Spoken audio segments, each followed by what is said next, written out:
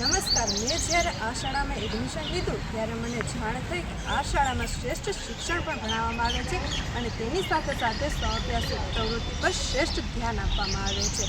અમારી શાળાની વિદ્યાર્થીની બહેનો રમતગમત તથા ગરબામાં રાજ્ય કક્ષા સુધી પહોંચી ગયેલ છે, જેમાં અમારી શાળામાં જે રાજ્ય કક્ષાએ ગરબો ગયેલ છે તેને વર્લ્ડ હેરિટેજનો દરજ્જો મળેલો છે।